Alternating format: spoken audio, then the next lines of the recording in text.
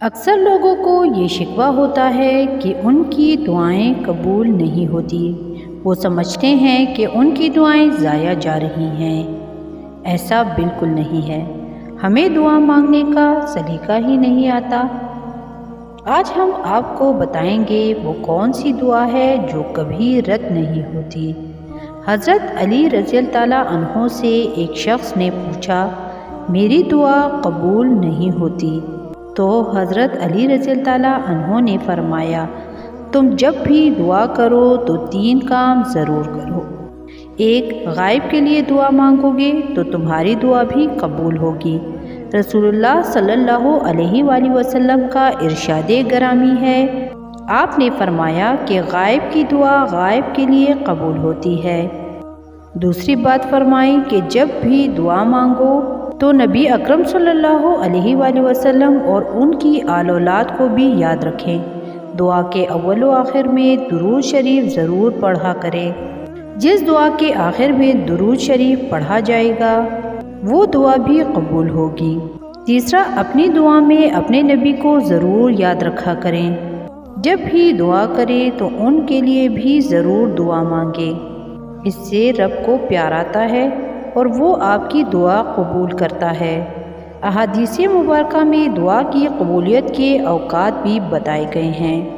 دعا کی قبولیت کے چند اوقات یہ ہیں۔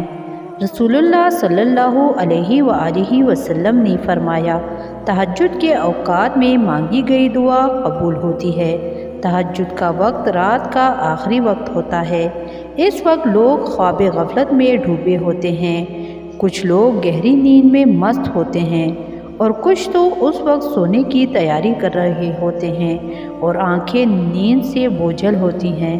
اس وقت جب کوئی بندہ اپنی میٹھی نیند قربان کر کے اپنے رب کے بارگاہ میں کھڑا ہوتا ہے اور اپنے رب سے گڑ گڑا کر دعا مانگتا ہے اور فریاد کرتا ہے تو حدیث کے مطابق اس کا رب اس کی دعا ضرور قبول کرتا ہے اور بندے کے جائز خواہشات کو ضرور پورا کرتا ہے۔ تہجد کی نماز لاڈلی نماز ہے۔ اس وقت جو دعا مانگی جائے وہ قبول ہوتی ہے۔ یہی وہ وقت ہوتا ہے جب خدا تعالیٰ پہلے آسمان پر آ کر کہتا ہے کوئی مجھ سے مانگنے والا کہ میں اسے عطا کروں، ہے کوئی رزق کا طالب میں اسے رزق عطا کروں، ہے کوئی مغفرت مانگنے والا میں اس کی مغفرت کروں۔ اس وقت جو لوگ جاگ کر اپنے رب سے مانگتے ہیں ان کی مرادیں پوری ہو جاتی ہیں، اور جو سوئے ہوئے ہوتے ہیں وہ شکوہ کرتے رہ جاتے ہیں کہ رب ہماری دعائیں نہیں سنتا۔ دوسرا وقت سجدے کا ہے۔ سجدے کی حالت میں مانگی گئی دعا بھی قبول ہوتی ہے۔ جب انسان سجدے کی حالت میں اپنی پیشانی اللہ کے بارگاہ میں جھکاتا ہے تو اللہ تعالیٰ کو اپنے بندے کی یہ ادا اتنی پسند آتی ہے کہ وہ اپنے بندے کی اس حالت میں مانگی گئی ہر دعا قبول کر دیتا ہے۔ جھکنا اللہ کو پسند ہے، جو جھک گیا وہ مراد پا گیا۔ تیسرا وقت اذان ہے۔ اذان کے دوران مانگی گئی دعا قبول ہوتی ہے۔ اذان نام ہی کامیابی کا ہے۔ اذان پکارتی ہے، آئیے کامیابی کی طرف۔ جب انسان اللہ کے اس بلاوے پر لبیک کہتا ہے اور اذان کا جواب دیتا ہے تو اس وقت اللہ نہ صرف انسان کی دعا سنتا ہے بلکہ اس کو پورا بھی کرتا ہے۔ چوتھا اور بہترین وقت فرض نماز کے بعد کا ہے۔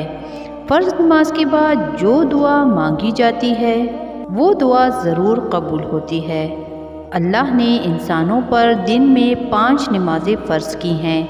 ہم بس فرض کی ادائیگی کر کے بھاگتے ہیں، نہ خدا کو یاد کرتے ہیں اور نہ کچھ مانگتے ہیں۔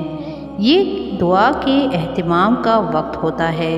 اس وقت جو بھی دعا مانگی جائے وہ بھی قبول ہوتی ہے۔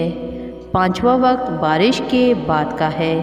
بارش کے بعد جو بھی دعا مانگی جائے وہ بھی قبول ہوتی ہے۔ بارش اللہ پاک کی رحمت ہے۔ بارش پیاسی زمین کو سیراب کرتی ہے۔ بارش بنجر زمین کو لہلہاتے سبزے سے بھر دیتی ہے۔ بارش مردہ زمین میں روح پھونک دیتی ہے، بند چشمے جاری کر دیتی ہے۔ خدا کی ہر مخلوق کے لیے خوشی اور راحت کا سبب بن کر برستی ہے۔ ایسے وقت میں اللہ تعالیٰ انسان کی دعاؤں کو قبول فرماتے ہیں۔ اگر رحمت کے موقع پر رحیم کو یاد کیا جائے تو وہ ضرور سنتا ہے۔ چھٹا وقت سفر کا ہے۔ سفر کے وقت کی جانے والی دعا بھی قبول ہوتی ہے۔ مسافر اللہ کا مہمان ہوتا ہے۔ رب اپنے مہمان کی دعا کو رد نہیں کرتا۔ آج کے دور میں ہم مسافروں سے تنگ آ جاتے ہیں۔ جب ہماری یہ حالت ہے تو ہماری دعائیں کیسے قبول ہوں گی؟ ساتواں وقت افطار کا ہوتا ہے۔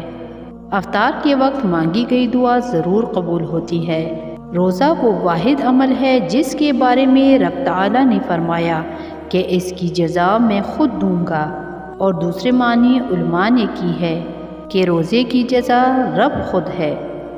جب روزے دار افطار کے وقت اللہ سے دعا مانگتا ہے تو اللہ پاک روزے دار کی تمام دعائیں قبول فرماتا ہے۔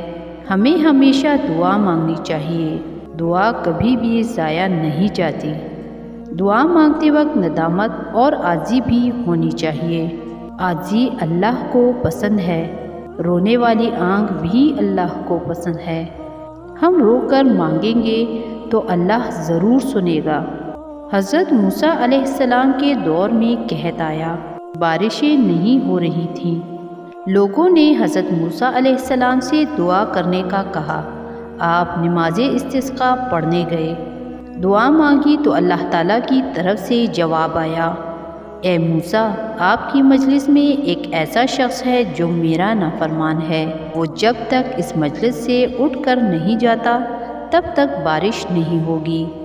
حضرت موسیٰ علیہ السلام نے پورے مجلس کے سامنے یہ بات بتائی اور کہا، جو خدا کا نافرمان ہے وہ اس مجلس سے نکل جائے تاکہ ہم پر بارش ہو۔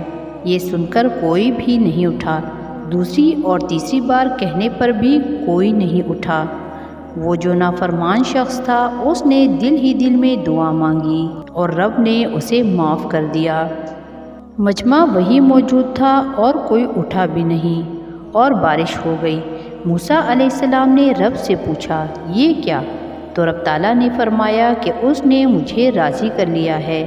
سچے دل سے معافی مانگی تو میں نے معاف کر دیا اور اس کی دعا سن لی۔ پیارے دوستو، ہمیں اللہ سے سچے دل سے دعا مانگنی چاہیے۔ دعا ضائع نہیں جاتی۔ ہمیں دعا مانگنے کا سلیقہ نہیں آتا۔ جس دن ہم نے دعا مانگنا سیکھ لیا اس دن ہماری کوئی دعا رد نہیں جائے گی۔ جب موسیٰ علیہ السلام کا امتی دل ہی دل میں اللہ سے معافی مانگتا ہے اور کسی کو خبر ہوئے بغیر اللہ اسے معاف کر دیتا ہے۔ ہم تو امت محمدیہ ہیں، ہماری دعائیں رب کیوں نہیں سنے گا؟ ضرور رب سنے گا۔ بس سلیقہ اور وقت دے کر دعا مانگنی چاہیے۔ پیارے دوستو، اگر ویڈیو اچھی لگی ہو تو اسے لائک، شیئر اور سبسکرائب کریں۔ اللہ ہم سب کا حامی و ناصر ہو۔ آمین ثم آمین۔